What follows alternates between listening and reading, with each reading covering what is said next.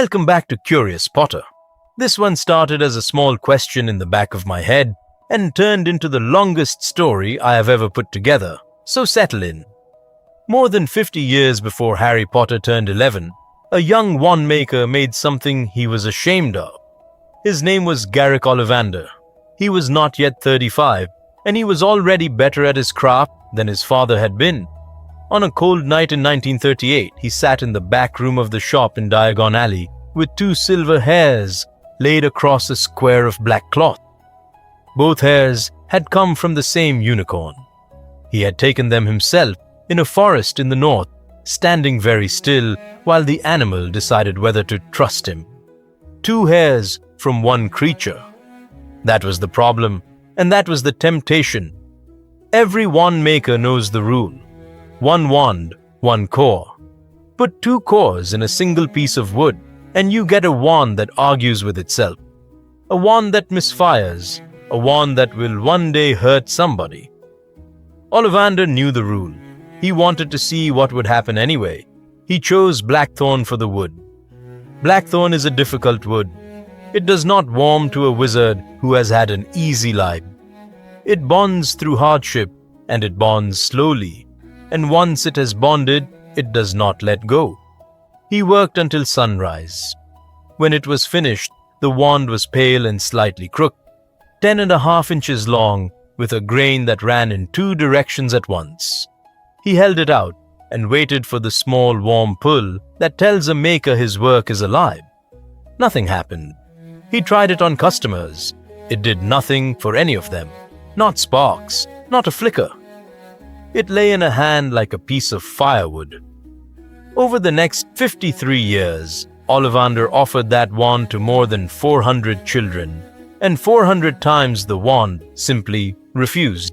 He never sold it. He never burned it. He kept it on the highest shelf in a dusty box with no label, and when his assistants asked why he kept a failure, he only said that a wand maker does not throw away a question he cannot answer. Here is the question I want you to hold on to for the next hour. What was that wand waiting for? On the 31st of July, 1991, it found out. Harry Potter was in Diagon Alley for the first time in his life, and he was having the best day he had ever had. He had a bag of gold he did not understand, a snowy owl he had not yet named, and an enormous friend called Rubeus Hagrid, who kept buying him things and then looking guilty about it.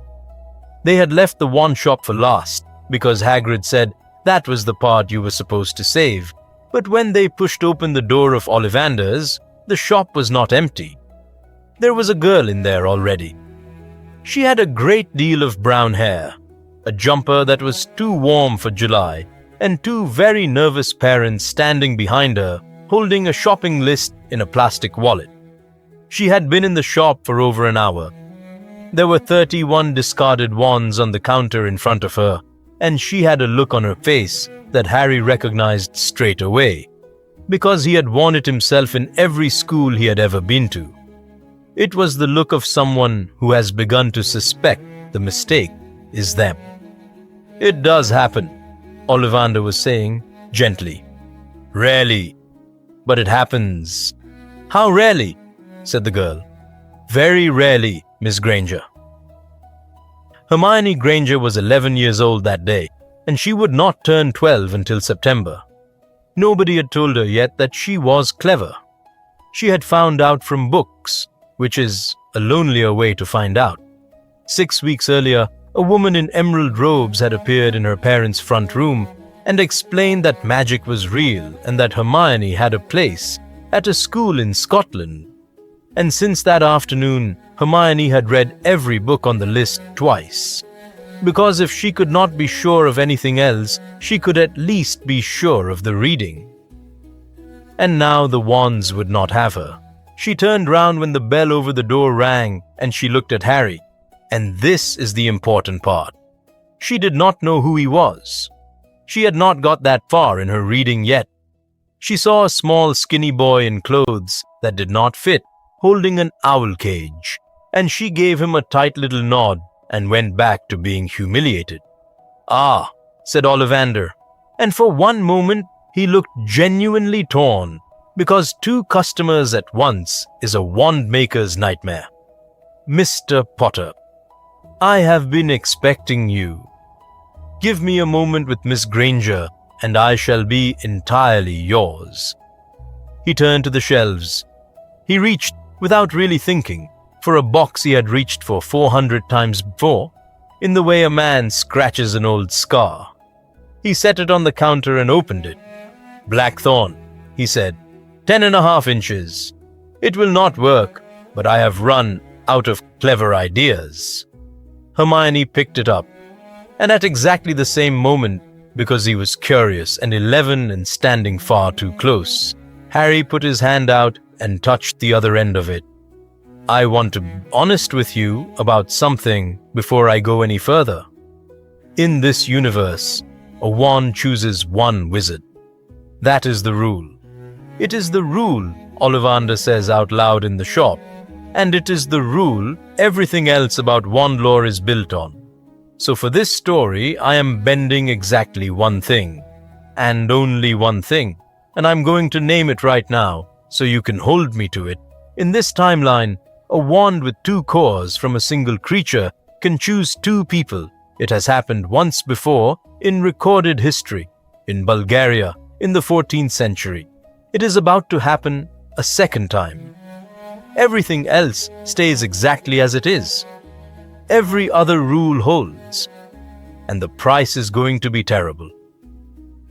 What happened in the shop was not a shower of red and gold sparks.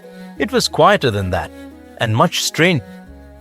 The wand went warm in the middle, between their 2 hands, and both children felt something soft press against the inside of their chest, like being recognized. Hermione made a small noise. Harry did not make any noise at all. Then, the dust in the shop lifted off every surface at once and hung in the air, glittering for about 4 seconds, and settled. Nobody spoke. Hermione's father said, "Is that good?" Ollivander did not answer him. He came round the counter very slowly and looked at the wand, and then at Hermione, and then at Harry. And then he sat down on a stool as if his legs had stopped agreeing with him. "Let go of it, Miss Granger," he said. Just for a moment, she let go. The wand stayed in Harry's hand, and it was completely alive. He did not even mean to do anything, and a line of white light ran up the wall and made every candle in the shop light itself. "Now you, Mr. Potter." Harry let go. Hermione took it, and a wind that had no business existing indoors went round the room once and knocked over a stack of boxes. "Both," said Ollivander quietly, to nobody. "It chose both." Hagrid said something that I am not going to repeat. Ollivander explained it to them over the next 20 minutes, and he explained it badly at first because he was frightened and because he had never had to say any of it out loud. When he finally got it straight, it came out like this. The wand had 2 hearts. Each heart had taken one of them. It would work perfectly for either of them, fully, with no weakness at all. It would work for nobody else, ever, and not merely poorly, the way a borrowed wand works poorly. It would work for nobody else at all. And it was one wand, one piece of wood, 10.5 inches long, which could only be in one hand at a time. "Then we shall need a second wand," said Hermione's mother, in the voice of a woman who solves things. "Obviously, we will simply buy another one." "You may certainly buy one," said Ollivander. "It will be a stick with a heartbeat. It will make sparks at parties. A wand that has chosen will not share its wizard, and no other wand in this shop will now look twice at either of these children. I am sorry. That is not a rule I invented, and it is not one I can bend."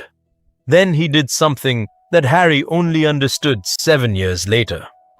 He went to the shelves and took down 2 boxes, and he opened them on the counter, side by side, so the children could see. In one lay a wand of holly, 11 inches, supple. In the other lay a wand of vine wood, 10 3/4 inches. "That one," he said, nodding at the holly. has been waiting for you, Mr. Potter, since before you were born. Its core is a phoenix feather. The bird that gave it gave only one other. I have thought about that wand every day for 10 years. He nodded at the vine. And that one has been quietly certain about you, Miss Granger, since the moment you walked through my door. It has been sulking on the shelf for an hour because it knows perfectly well it is not going to get the chance. Then why can't I just have it? Said Hermione. Because you have been chosen already, and by something stronger, and wands do not take second place. He closed both boxes and put them back on the shelf, and he lined them up carefully, side by side, where he could see them from the counter. I will keep them here. Wands are patient. Hagrid paid for the blackthorn wand, 7 galleons, the same as any other. And on the pavement outside, in the sunshine, with people pushing past them carrying cauldrons, 2 11-year-olds who had known each other for 40 minutes had to work out which of them was going to be a wizard first. They settled it with a coin which Hermione's father provided, and which Harry had to have explained to him because he had never had money of his own to flip. Hermione won. She took the wand home to a house in a quiet suburb and did not sleep, and Harry went back to a cupboard he was about to stop living in, with an owl, and no magic at all. That night, in a locked office at Hogwarts, Albus Dumbledore received a very long letter from Diagon Alley and read it 3 times. Most of it was about the twinned wand, but there was a line near the bottom, almost an apology, in which Garrick Ollivander mentioned that the holly wand with the phoenix core, brother to a wand he had sold in 1938 to a boy named Tom Riddle, had gone unsold. Dumbledore read that line last and folded the letter and sat looking at the fire for a long time. He did not know yet why it mattered. He would find out on a summer night 4 years later, standing in a hospital wing, too late to do anything about it. They boarded the Hogwarts Express on the 1st of September, and the wand was in Hermione's pocket. And this is where the shape of everything begins to change. In the story that did not happen, a girl went up and down that train, looking for a boy's lost toad, and met her best friends by accident. In this one, she went up and down the train, looking for Harry Potter, because she had spent August reading and had worked out on page 90 of Modern Magical History exactly who she had been standing next to in a wand shop, and she had a list of questions. She found him in a compartment with a tall, red-haired boy who was eating everything in sight. "You're him," she said, which is a terrible way to start a friendship. "I know," said Harry. "Ron Weasley," said the red-haired boy through a mouthful, and then, because Hermione had put the blackthorn wand on the seat between them and was explaining what it was, he stopped chewing. He looked at the wand for a long moment. "So, when she's got it," said Ron slowly, "you've got nothing." "Yes," said Harry. "That's rubbish," said Ron. "That's completely rubbish." "Right." He took out his own wand, which was chipped and second-hand, and had belonged to his brother Charlie. "You can borrow this off me. It's terrible, mind. It's honestly terrible. But it's better than nothing. I want you to remember that, because Ron Weasley made that offer 11 minutes after meeting them, before he knew anything at all about either of them, and he kept making it for 7 years. The sorting hat sat on Harry's head that night for a good while, and it did not talk about Slytherin the way it might have. It talked about something else. "There is a piece of you missing," it said, inside his skull. "It is walking around this hall in somebody else's pocket. That is going to be either the making of you or the end of you, and I cannot tell which. So I shall put you where the brave ones go and hope for the best. Gryffindor." And 20 minutes earlier, it had said something shorter to Hermione, which she never repeated to anybody. Gryffindor as well. The trouble started in the first week, and it was not dramatic. It was timetabling. Professor Flitwick's Charms class needs a wand. Professor McGonagall's Transfiguration class needs a wand. Herbology mostly does not. Potions does not. Astronomy does not. History of magic needs nothing but the will to stay awake. which meant that out of a first-year timetable, there were 9 lessons a week where one of them would sit at a desk with empty hands and watch. They tried alternating lessons. That failed inside a fortnight because you cannot learn the levitation charm on Monday if you were absent from your own hands on the Friday it was introduced. They tried alternating days. That was worse.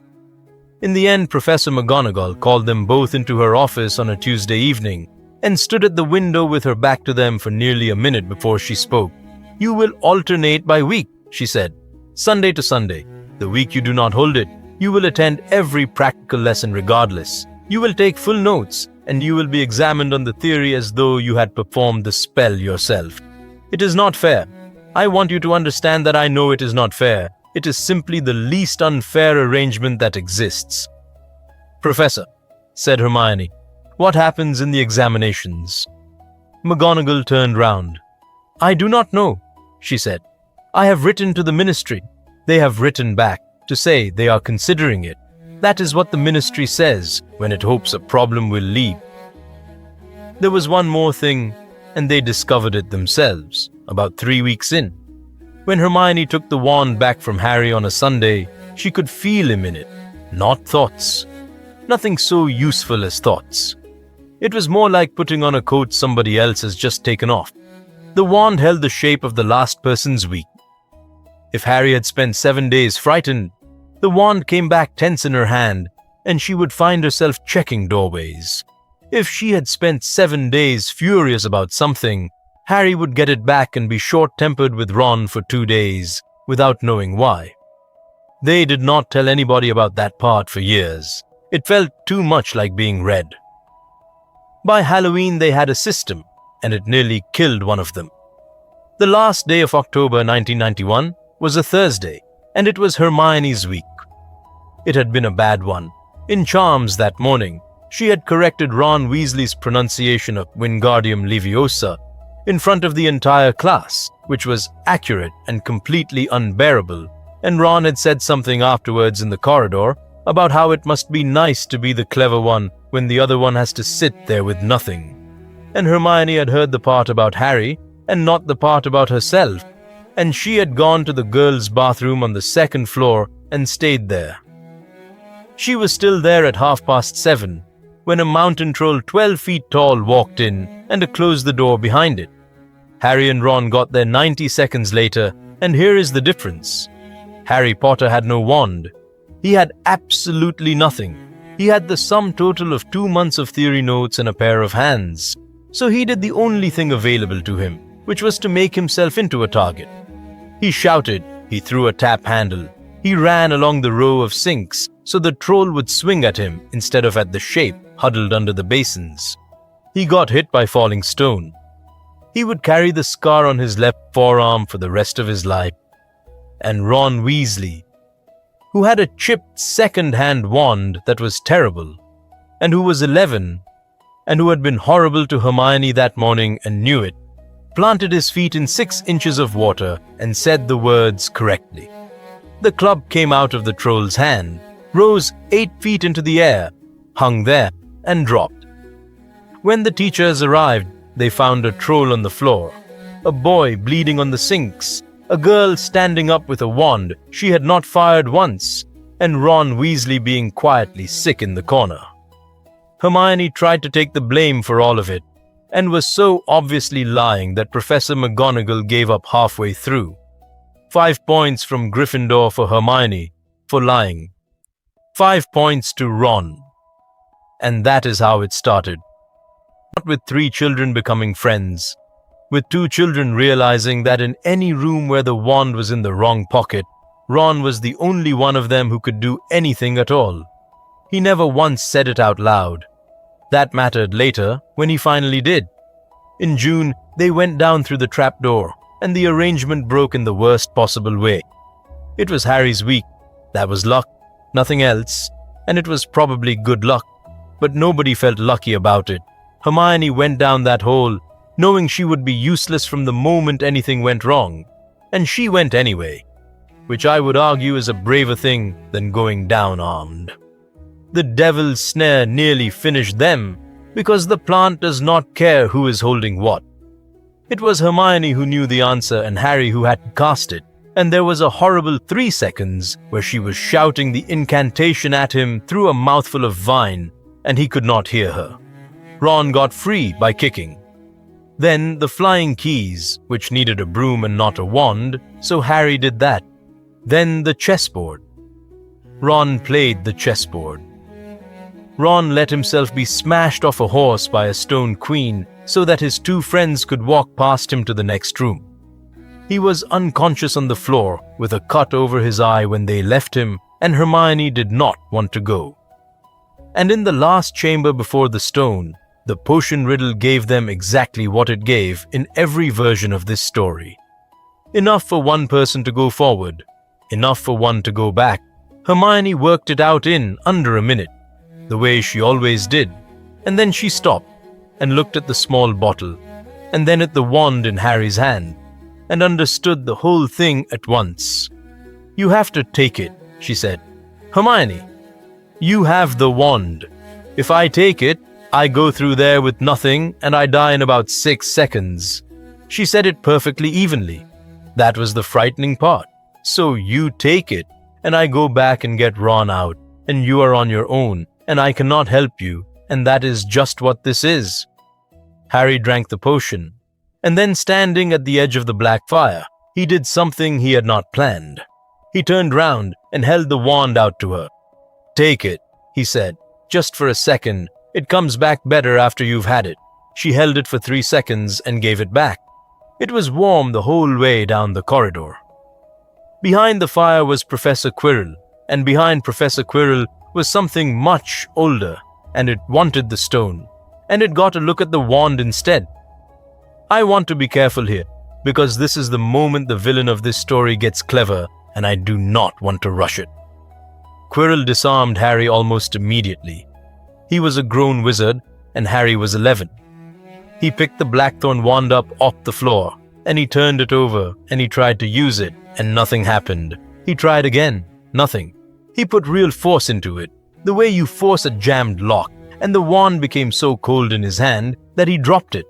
And the voice under the turban, the one that came from the wrong side of Quirrell's head, said one word: "Twin." That was the first time Lord Voldemort learned the wand existed. Not the last. He did not get the stone that night, because Harry got his hands on Quirrell's face, and the protection of his mother's sacrifice did what it does. But Voldemort left that chamber as a shred of nothing floating out through the castle wall, and he took one piece of information with him, and he thought about it for 3 years.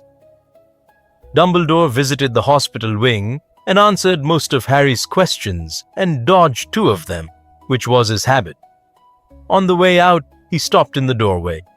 "Mr. Potter, whoever holds that wand next week, I would like you both to come and see me. There are things about your arrangement that I have not thought hard enough about, and I find I am ashamed of that." He did think hard about it that summer, and he came to a conclusion which was reasonable and defensible and wrong, and which cost a girl 7 years of her life. He decided the twinned wand was a shield. 2 children tied together, each able to feel when the other was in danger, holding a wand that no enemy could ever turn against them. In a war that Dumbledore alone knew was coming back, that looked like a gift. So he did not push the ministry to research a separation. He did not press Ollivander to attempt one. He let it stand.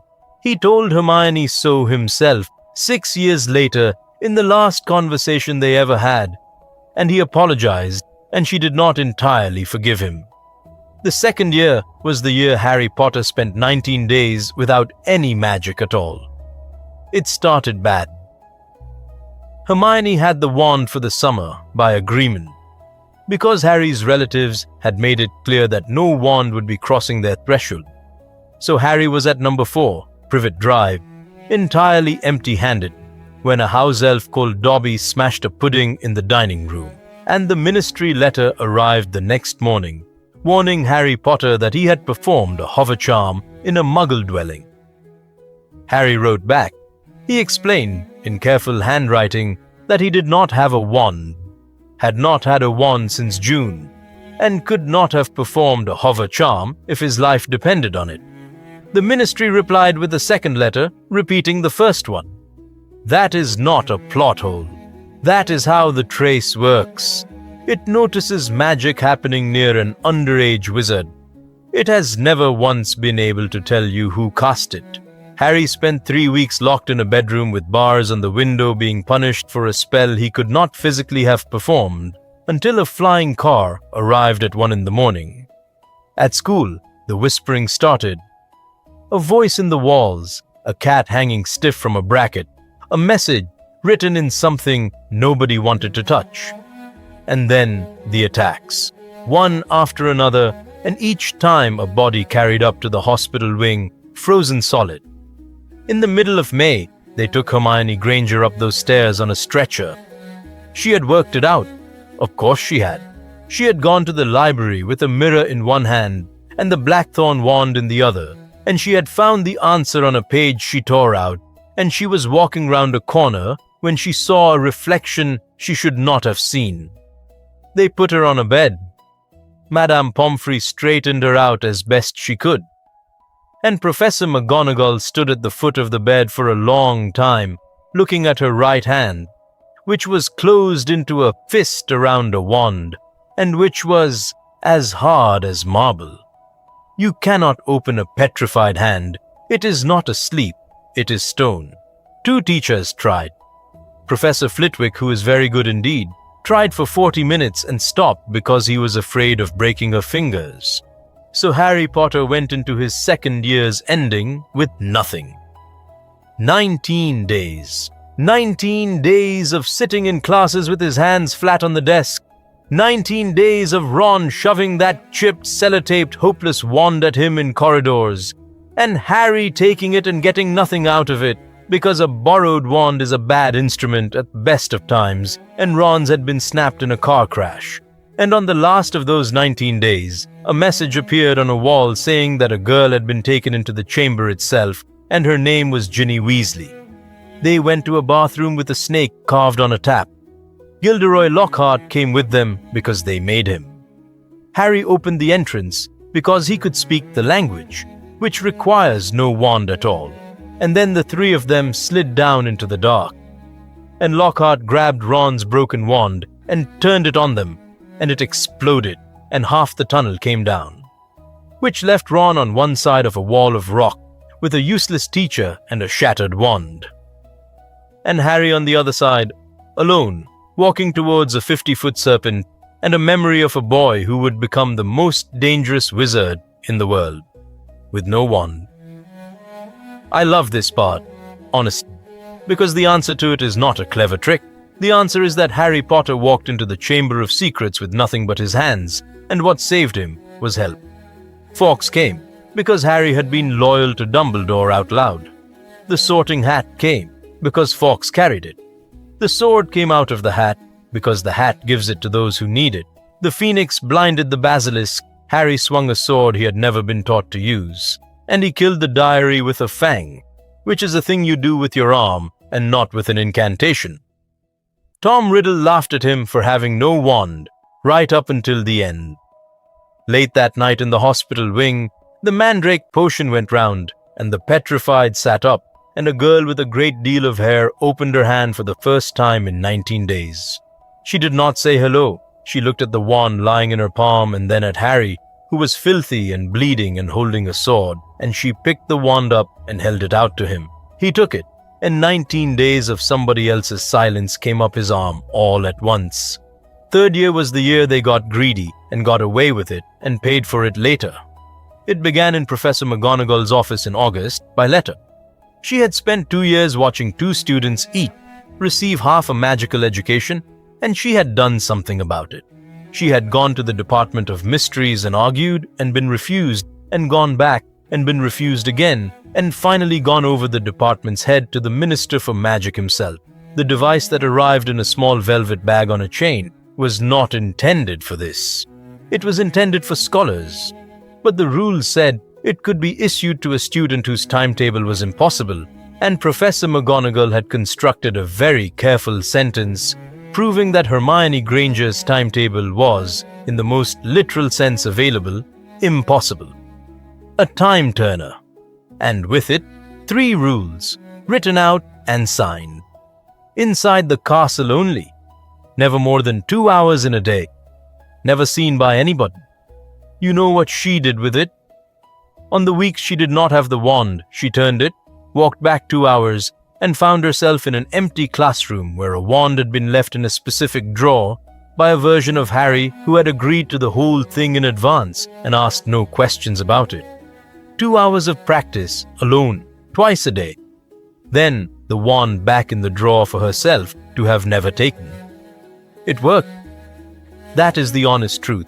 By Christmas of the 3rd year, Hermione Granger was performing spells at a level that made Professor Flitwick stop the class to watch. And it hollowed her out. She was living some days twice. She was tired in a way that sleep did not touch. She lost weight. She snapped at people. In February, she dropped 2 subjects and cried about it in a stairwell. And by March, she had stopped seeing her friends outside of lessons. And the wand, when it came back to Harry on a Sunday, felt like holding somebody's exhaustion in your fist. And the wand itself was changing. Blackthorn bonds through hardship. It had now been used hard by 2 people for 2 years, more hours than any wand its age had any right to. It was getting stronger. Ollivander had told them it would. He had also told them that a wand which grows that fast becomes something with opinions, and they were beginning to see what he meant. It was getting harder to put down.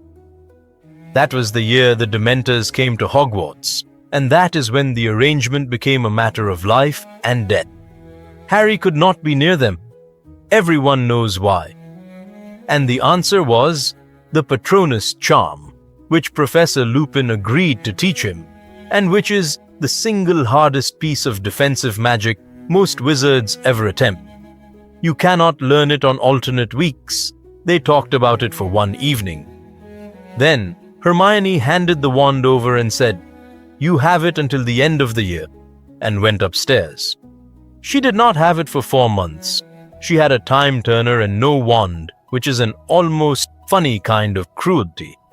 She could go back 2 hours and be unarmed twice. In June, they ended up in a broken-down house at the end of a tunnel, all 3 of them in front of a man who had spent 12 years in Azkaban for a murder he did not commit, and a fat rat who had done it. Ron Weasley was on the floor with a leg broken in 2 places, holding that rat with both hands and refusing to let go while it bit him. Professor Lupin told the truth. Professor Snape did not believe a word of it, and the whole thing came apart the way it was always going to come apart, because there was a full moon that night, and Remus Lupin had forgotten his potion, and no amount of goodwill has ever stopped a werewolf transforming. Peter Pettigrew escaped in the confusion. He always does. Ron had him for 11 seconds, and Ron had 2 broken bones, and 11 seconds was not enough. Sirius Black stayed a hunted man and would stay one until the day he died. And out by the lake, later, when 100 Dementors came down on them, it was Harry who had the wand, and Hermione who stood in front of an unconscious body with her hands out and nothing in them. The stag came. She watched it come. They did not speak on the walk back to the castle. When they got to the doors, Hermione stopped and said, "We need rules, real ones, written down, about who has it and when, and what happens if we are separated, and what we do if one of us is taken." "We're 13, said Harry. "Yes," she said, "and there is a man out there who tried to kill you when you were 1, and he's not finished, and the next time we get caught out like this, one of us is going to die because we flipped a coin in July." They wrote the rules that night, 14 of them. Rule 9 said that if they were ever separated by force, the wand went to whoever was closer to danger, and neither of them was allowed to argue. Rule 9 nearly killed Hermione Granger twice, and both times she would have written it exactly the same way again. The fourth year was the year the whole world found out.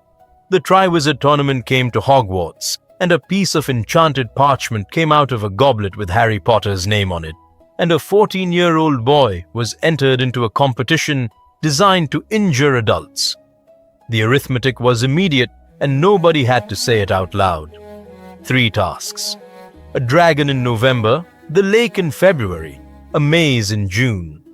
Plus training, plus the constant low-grade danger of being the only person at Hogwarts that half the school had decided to hate. Hermione Granger gave up the wand on the 5th of November 1994, and she did not hold it again for 230 days. I want to sit here for a moment because I think this is the real story and everything else is scaffolding. She was 15. She was, by every measure anyone at that school could apply, the most gifted witch of her generation. And she chose, deliberately, to spend her 5th year of practical magic sitting in classrooms with empty hands, taking notes, answering theory questions perfectly, and watching other people do the thing she was better at than any of them. Nobody made her. Dumbledore did not order it. Harry begged her twice to take it back for a week, and she refused both times, once quite unkindly. Because a 14-year-old boy was going to be put in a stadium with a Hungarian horntail, and she had done the sums, and there was no version of the sums where she got to keep her magic, and he came home. The wand-weighing ceremony was in November, and it was supposed to be a formality. Garrick Ollivander, in a small room with 4 wands, 4 champions, and a photographer. He examined Fleur Delacour's wand, and Victor Crumb's, and Cedric Diggory's. And then Harry put the blackthorn wand on the table, and Ollivander picked it up and stopped, and set it down again very carefully, like a man setting down something that might go off. "Mr. Potter," he said, "does the young lady know you have brought this here today?" "Yes." "And she consented?" "She said you would find out eventually." Ollivander told the room. He had to. There was a ministry official present and a rule about full disclosure of a champion's instrument.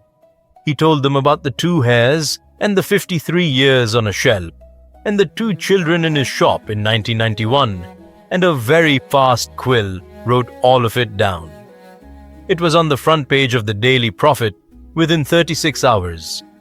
It was in newspapers in Bulgaria and France by the weekend.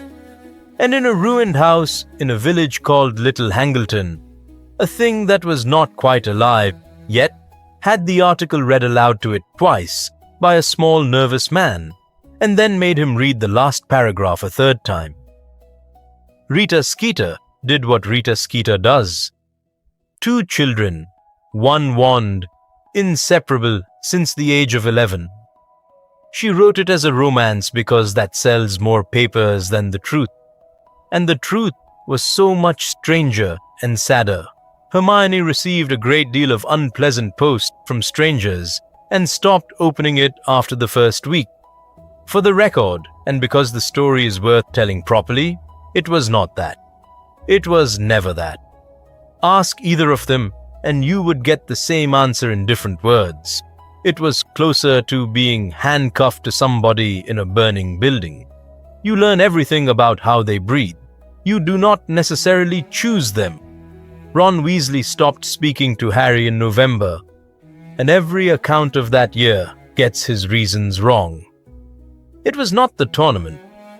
Ron got over the tournament in about a fortnight privately, and would have said so if anybody had asked him nicely. What he did not get over was walking into the common room in December and finding Hermione Granger sitting by the fire with a charms textbook open on her knees and her hands flat on the pages, doing nothing for the 4th evening in a row.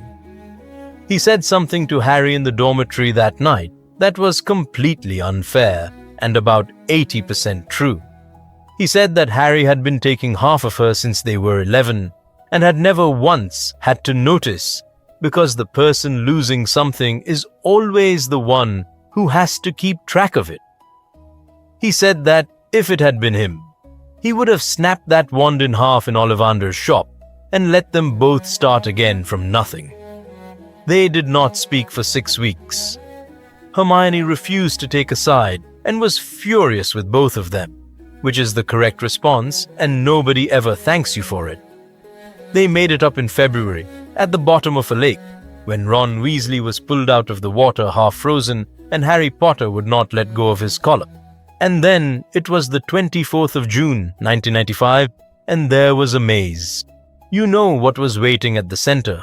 A cup that was not a cup. A graveyard.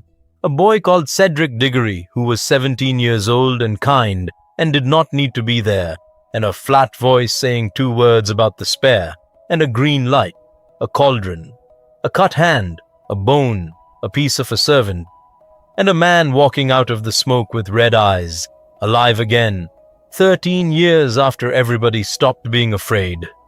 And here is where the missing thing finally matters. In the story where Harry Potter walks out of Ollivander's shop in 1991 with a wand of holly and phoenix feather, what happens next in that graveyard is a miracle of wand lore. 2 wands from one bird refuse to fight each other. Golden light, a cage nobody can enter. The dead coming out of the wand in echoes, and one of them a woman's voice telling her son to hold on and telling him she's proud. None of that happens here. There is no brother wand. It is sitting in a box on a shelf in Diagon Alley, 400 miles away, where it has been sitting for 14 years, because on the day it was meant to be bought, a girl was in the shop first. Harry never heard his mother's voice. I want to be honest about that, because it is the cruelest thing this timeline does, and it does it quietly. What happened instead was this. Voldemort gave the boy his wand back because he wanted an audience, and he wanted it done properly. He wanted the wand too, though he did not say so yet. He had been thinking about the twinned wand for 3 years, and he had a theory about it. They bowed. The duel lasted about 40 seconds, and Harry was losing all of it. He was 14, and he had been hit twice already. And when the killing curse came the 3rd time, he did the only spell he could reach in his head at speed, which was the one Professor Lupin had drilled into him in a classroom 2 years before, and he shouted Expelliarmus. Green light met red light in the middle. And 400 miles north, in the stands beside a hedge maze, a 15-year-old girl who had not held a wand since November went white and dropped where she stood. The blackthorn wand had 2 masters, and only one of them was present, so it reached for the other one. It took what it needed.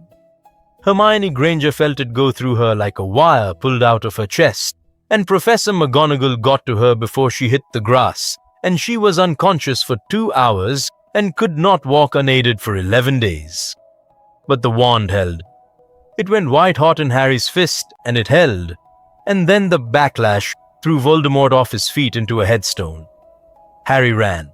He got hit in the leg by something that opened it to the bone and left a scar he still has.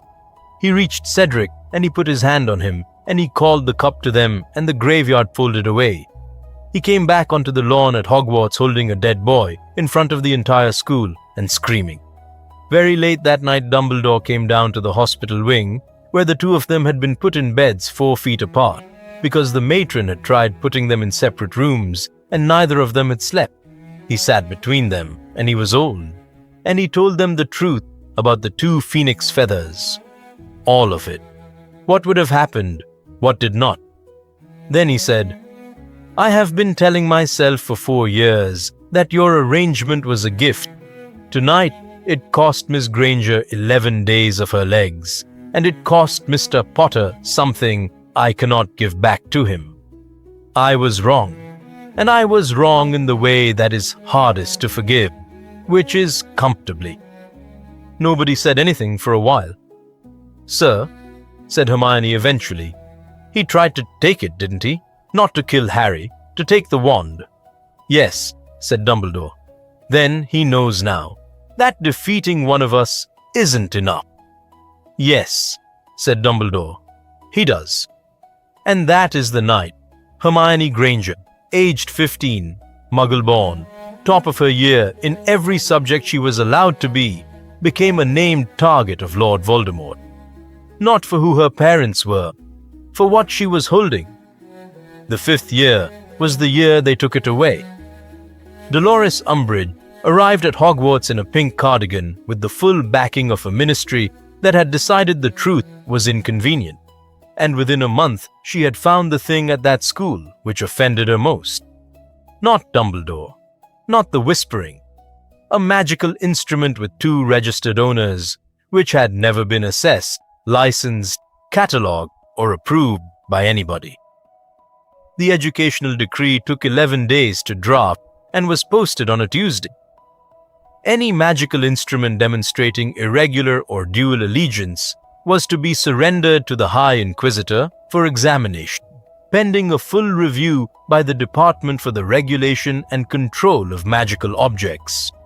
She took it out of Hermione's hand in the entrance hall in front of about 60 people, and she put it in a drawer in her office, and she locked the drawer, and the wand went dead in there because it was not being held by either of them. They fought it, properly, through every channel available, because Hermione Granger did not become who she was by giving up on procedure. They wrote to the department. They wrote to the Wizengamot. Hermione produced a 40-page document arguing that the decree constituted the confiscation of a student's education.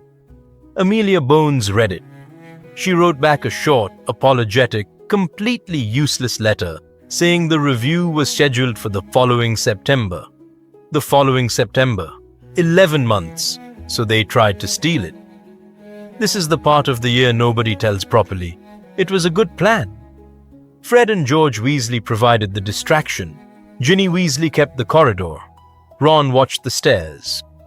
Hermione had spent 9 days getting the timing right, and the whole thing failed in the first 40 seconds because Dolores Umbridge had put a caterwauling charm on the drawer and not the door, and because she was not stupid, and people forget that. They got out. Barely. Umbridge could not prove which students, but she knew, and after that she kept the drawer key on a chain around her neck and she made a point of touching it when Harry Potter walked past. That was the year of Dumbledore's army, and I love it more in this version than in the one where it goes normally, because the 2 people who ran it had no wands at all. Harry Potter taught defensive magic for 6 months by talking, and by moving people's elbows, and by watching. Hermione ran the theory and the room and the coin system, and every single member of that army took turns lending them a wand for a lesson. Neville Longbottom's 1 week. Susan Bones's. Luna Lovegood's, which Harry said felt like holding a bird. Ginny Weasley lent hers more often than anyone and never made a thing of it. Every one of them worked badly, because a borrowed wand always works badly. And there was something quietly magnificent about watching Harry Potter produce a wobbling half-formed Patronus with somebody else's wand in front of 26 people, and then explain exactly how they should do it better. Hermione sat her ordinary wizarding level examinations in June with a borrowed wand. She got outstanding in every written paper. Every single one.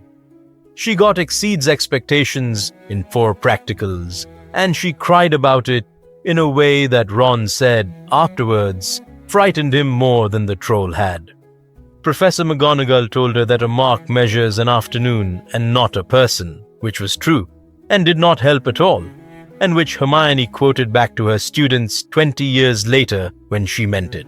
The wand came back on the last night of the year, in the ugliest way possible. Umbridge marched Harry and Hermione into the Forbidden Forest, because Hermione had spun her a story about a hidden weapon, and Umbridge had believed it, and a herd of centaurs took strong exception to being spoken to the way Dolores Umbridge spoke to them. They carried her off into the trees. She left behind a shoe, a small pink cardigan button, and a key on a chain, which had come off in the scuffle and was lying in the leaf litter. Hermione picked it up. She walked back through the castle, up the moving staircase, into an empty office full of kitten plates, and opened the drawer. The wand had been in there for 241 days, and when she closed her hand around it, it screamed, not out loud. Inside both of them at once, from two ends of the castle. Harry was outside on the grass and he heard it too. Then they flew to London on animals nobody could see, 6 of them, with one wand between 2 of them and 4 ordinary wands belonging to Ron Weasley, Ginny Weasley, Neville Longbottom, and Luna Lovegood. I am not going to pretend those 4 were passengers. In the Department of Mysteries that night, Ginny Weasley broke a Death Eater's mask with a reductor curse. Neville Longbottom, with a broken nose and a wand snapped in half, kept fighting with the harp. Luna Lovegood got 3 of them out of a room that was trying to keep them. Ron Weasley took a curse to the head that had him in the hospital wing for a fortnight. Hermione had no wand for most of it, because Rule 9 sent it to Harry when they were separated in the room of clocks. She was hit by a curse from a man called Antonin Dolohov, who did not have to work very hard to reach her, because she had nothing to raise. It was silent, and it was very close to fatal, and she was in St. Mungo's for 3 weeks afterwards, and took a potion 10 times a day for a year. The prophecy record smashed. The order came, and Sirius Black fell backwards through a veil in the middle of a room and did not come back out. And the only godfather Harry Potter ever had was gone in a second and a half. That summer, the Department of Mysteries recalled every time-turner in existence for destruction, because their entire stock had been shattered in the fighting, and the survivors were now the only ones left, and therefore priceless and therefore dangerous. An owl came to a house in a quiet suburb with a ministry receipt for 1 item. Hermione handed it over at the door. She had not used it in 2 years, but it meant that the one advantage she had ever found, the one clever trick that let her be a full witch on half a wand, was gone at exactly the moment the war started properly. The 6th year is the year the shape of the ending gets laid down, so let me be precise about it. Voldemort was in the open now. Bridges came down, people vanished, and in July, before term even started, 2 men in masks walked into a shop in Diagon Alley and took Garrick Ollivander out of it. They took him for 2 reasons. One was wand lore in general, because their master had a problem with his own wand that he did not understand yet. The other reason was a blackthorn wand with 2 cores from 1 unicorn, and a question about how you take a thing like that away from its owners. Ollivander held out for a long time. He was 79 years old, and he was kept in a cellar, and he gave them nothing for months. In the end, he gave them 1 sentence, and he gave it because a person can only be brave for so long, and he never forgave himself for it. He told them that a twinned wand could be taken in halves. Defeat one master, and half its loyalty is yours. Defeat both, and it is yours entirely. Bellatrix Lestrange was in the room when he said it. At Hogwarts that year, Harry sat in an office once a week and watched an old man's memories, and learned a word that nobody outside that room had spoken aloud in 50 years. Horcrux. He learned what Tom Riddle had asked a potions teacher in 1943, and what the answer had been, and he understood at last that the war was not going to be won in a duel. He told Ron and Hermione, because he told them everything, and Hermione spent the rest of the year in a library, which was where she was most dangerous. And Draco Malfoy spent that year fixing a cabinet and hating it and being 16.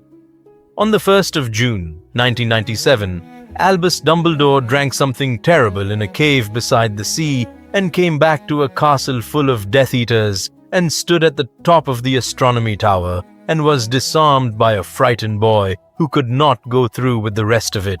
That disarming mattered more than anybody there understood, and it will matter again in about 15 minutes. Severus Snape came up the stairs and finished what Draco could not, and Dumbledore fell from the tower, and the only person in the world Voldemort had ever been afraid of was gone. Harry Potter had the wand in his pocket that night and did not get to use it because he had been frozen in place under an invisibility cloak by the last spell Dumbledore ever cast on anybody. At the funeral, 3 17-year-olds decided not to come back to school. The 7th year was not a year at school. It was tense and cold, and a locket that lied. They went after the Horcruxes with 2 wands and 3 people. Harry and Hermione shared the blackthorn. Ron had his own, the new one, the one he had bought in third year after the car. They picked up 2 more off Death Eaters in a cafe in Tottenham Court Road on the first night, and those worked badly for everyone, the way borrowed wands do, but badly is not nothing. The locket of Salazar Slytherin whispered at whoever wore it. It found the soft place in each of them and pushed, and when it got to Ron Weasley in a wet field in the middle of nowhere in October, it did not talk to him about his family or about being poor. It talked to him about being the spare wand. It told him that he had been useful for exactly as long as those 2 were short of hands, and that from the day they stopped being short of hands, nobody had needed him for anything. It reminded him about the troll. It reminded him about the chessboard. It reminded him that they had been finishing each other's sentences since they were 11, because they had spent 7 years passing the same piece of wood between them, and that he had never once been on the inside of that. Ron walked out into the dark and did not come back for weeks. I want to say clearly that he was not weak for going. He was carrying a piece of a soul around his neck.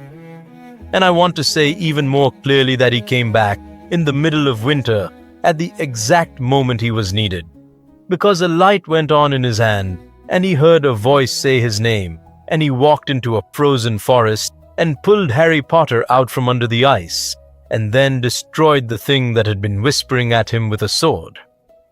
Then it was March, and they were caught, and they were taken to Malfoy Manor. I will not draw this out, because there is nothing here worth lingering on. They were separated at the door.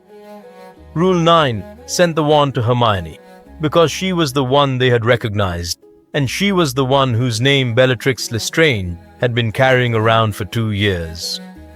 What happened in that drawing room was not an interrogation, whatever it looked like. Bellatrix had a sentence from an old man in a cellar and a task from her master. She needed Hermione Granger defeated, not dead. Defeated. She got it. It took a long time, and it was very bad, and Hermione did not give her the information she was pretending to want, but the wand went out of her hand and into Bellatrix Lestrange's, and something in the blackthorn turned over and looked at somebody new. Half of it. Exactly half, the way Ollivander had said. Downstairs in the cellar, there was an old wand-maker who had been in that house for 8 months, and a goblin, and a house elf who arrived out of nowhere because somebody said his name. Dobby got them out. Harry came up the stairs and took 3 wands out of Draco Malfoy's hand by force, all 3 at once, and one of those was a hawthorn wand, and that mattered enormously in a way nobody in the room could have explained. Bellatrix threw a knife as they turned in the air. Dobby died on a beat with 3 friends around him, and Harry Potter dug his grave by hand, without magic, because there are some things a wand should not be used for. And the blackthorn wand, when Hermione finally got it back, was half dead in her hand. It was like holding a phone line with somebody breathing on the other end. It would cast, but slowly, and it would sometimes refuse, and every time she used it, she could feel a woman who had hurt her sitting at the other end of the connection. They still went to Gringotts, she still drank the potion and walked into that bank, wearing another woman's face, using another woman's wand which fought her every step. They still got the cup, they still came out on a dragon. But for the last 6 weeks of the war, the most reliable wand the 3 of them owned belonged to Ron Weasley. The 2nd of May, 1998, began before dawn and ended after midnight. The wand lore of that single day could fill a book. Here is the part that belongs to this story. Somewhere around 3 in the morning, in a corridor with the ceiling coming down, Harry Potter put the blackthorn wand into Hermione Granger's hand and did not explain why. He had Draco Malfoy's hawthorn wand. He said he only needed one. She knew him far too well to believe that, and she was needed in the Chamber of Secrets, so she took it and ran. She and Ron went down into the chamber with a basilisk fang each. She destroyed the cup of Helga Hufflepuff with her hands, not with magic, which is just as well, because the wand chose that exact moment to refuse her for 11 seconds. Then the Great Hall, and the last hour, and Bellatrix Lestrange dueling 3 people at once and enjoying it. Hermione Granger was one of the three. Luna Lovegood was another. Ginny Weasley was the third, and Ginny Weasley came within about 4 inches of dying. And a curse went past her jaw and hit the wall, and every account of what happened next is the same because there is only one way to say it. Molly Weasley came through that hall and put herself in front of her daughter and told Bellatrix Lestrange exactly what she thought of her, and then duelled her and won, and Bellatrix Lestrange fell dead on the flagstones of the Great Hall of Hogwarts. And 10 feet away, a wand that had been half cold for 6 weeks went warm all the way through. Hermione felt it happen. The claim released, the way a claim does when the claimant is beaten and gone, and for 1 second she was holding the whole of it again, and she looked up at a woman in a dressing gown who had no idea what she had just done and could not think of a single thing to say. Then Harry Potter walked out of the castle and into the forest to die, alone, with a stone in his hand and a hawthorn wand in his pocket. And he did not tell Hermione he was going, because if he had told her, the wand would have come with him, and she would have been left with nothing in a battle. He met Voldemort in a clearing. He did not raise a wand. The curse hit him, and it killed the piece of Tom Riddle that had been living behind his scar since he was 1 year old. And it did not kill Harry, because his blood had been used in a graveyard 4 years earlier, and Voldemort had tied them together without meaning to. And in the Great Hall, in the middle of all that noise, Hermione Granger dropped to her knees for no reason she could explain, because a wand she was holding had gone very quiet at one end. The last duel took about 90 seconds. Harry came back. Neville Longbottom cut the head off a snake with a sword that had been waiting in a hat for exactly that. And then it was the two of them circling in the middle of a hall full of people, and Harry Potter had 2 wands on him, and he chose. He put the hawthorn away, and he took out 10.5 inches of blackthorn with 2 unicorn hairs in it, because if he was going to do this, he was not going to do it alone, and it lit up in his hand like something waking. Hermione felt every second of that duel. She was 30 feet away with her hands empty, and she was in it, and she said afterwards that it was the only time in 7 years that the wand had ever felt like a gift.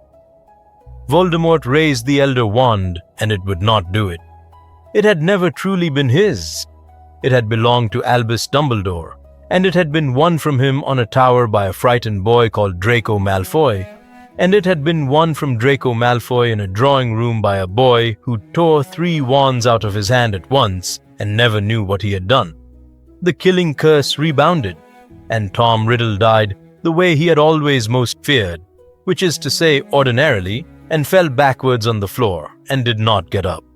In the middle of June 1998, 2 people who were now 18 and 17 years old walked into a shop in Diagon Alley that had been boarded up for 2 years. Garrick Ollivander was behind the counter. He was thin and grey, and his hands shook, and he had only been back at work for 11 days. He knew why they had come before either of them opened their mouths. "It can be done," he said. "It is not complicated. It is only sad." He put his palms flat on the counter. "You break it. Both hands, both of you, at the same time, the way you first took hold of it, the cores release, and then you are each simply a witch and a wizard with no wand at all, and no history, and the whole world open to you."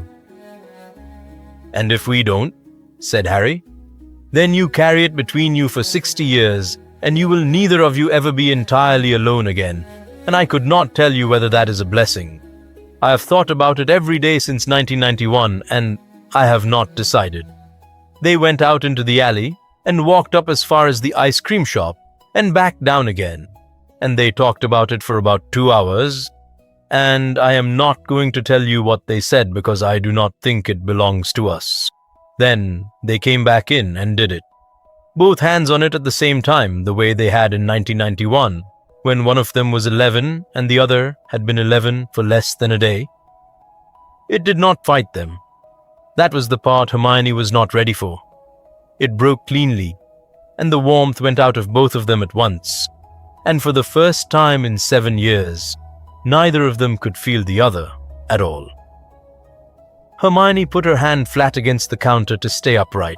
Harry stood very still and looked at the floor, and Garrick Ollivander went to a shelf where 2 boxes had been sitting side by side, gathering dust since the 31st of July, 1991.